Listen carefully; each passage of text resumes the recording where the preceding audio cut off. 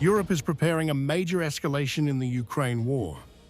Brussels is now signaling readiness to deploy 10,000 to 15,000 Western troops to Ukraine, without United Nations approval, a move that could risk direct confrontation with Russia.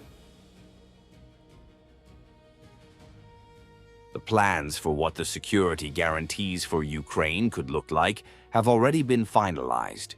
They were essentially drawn up by military experts from the British and French armed forces in cooperation with Brussels. According to diplomatic sources, France and the United Kingdom are leading the initiative, proposing a ground deployment under the banner of a ceasefire monitoring mission, one that would last at least 6 months after hostilities end.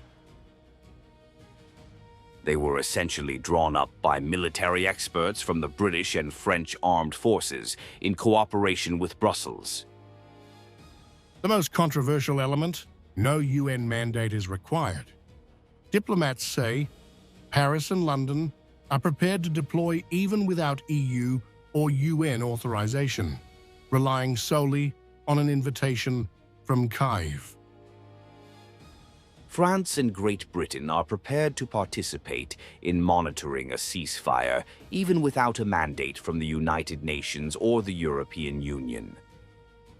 The mission would not be limited to land. Ukraine's neighbors would monitor air and border activity, while Turkey is expected to oversee the Black Sea, expanding Western oversight across multiple strategic fronts. Moscow is watching closely.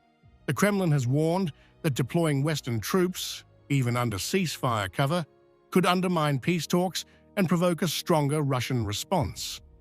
Russian Kremlin spokesperson Dmitry Peskov said, "This terrorist action aims to derail the negotiation process."